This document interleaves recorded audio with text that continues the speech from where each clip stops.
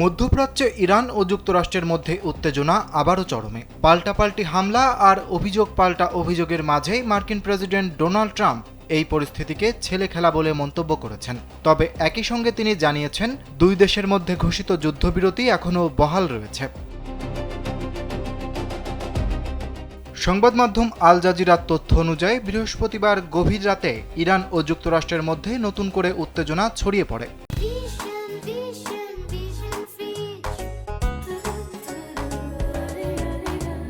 তেহরানের সর্বোচ্চ সামরিক কমান্ড খাতামুল আম্বিয়া দাবি করে, যুক্তরাষ্ট্র একটি ইরানি তেলবাহী ট্যাঙ্কার এবং হরমুজ প্রণালীর দিকে অগ্রসর হওয়া আরেকটি জাহাজে হামলা চালিয়েছে। একই সঙ্গে উপকূলীয় এলাকাগুলোতেও আকাশপথে হামলার অভিযোগ আনা হয়েছে।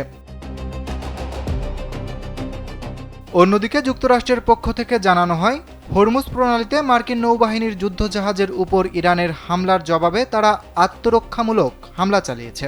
এই প্রেক্ষাপটে ট্রাম্প বলেন, ইরান যুক্তরাষ্ট্রের সঙ্গে ছেলেখেলা করতে গিয়েছিল। ইরানের দাবি, মার্কিন হামলায় তাদের বন্দর খামির, সিরিক ও কেশম দ্বীপ এলাকায় ক্ষতি হয়েছে। জবাবে তারা মার্কিন নৌবাহিনীর জাহাজে পাল্টা হামলা চালায় এবং উল্লেখযোগ্য ক্ষতির দাবি করে। একই সঙ্গে যুক্তরাষ্ট্রের বিরুদ্ধে যুদ্ধবিরতি লঙ্ঘনের অভিযোগ তোলে তেহরান।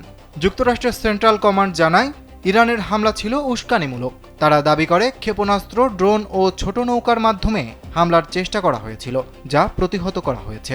পাশাপাশি ইরাকি সামরিক স্থাপনাগুলোতে পাল্টা হামলার কথাও জানানো হয়।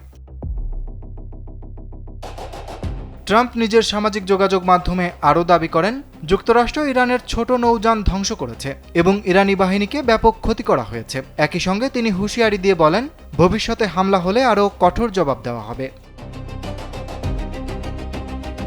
এরই মধ্যে কূটনৈতিক অঙ্গনেও আলোচনা চলছে। পাকিস্তানের মধ্যস্থতায় যুদ্ধবিরতিকে স্থায়ী চুক্তিতে রূপ দেওয়ার চেষ্টা চলছে বলে জানা গেছে।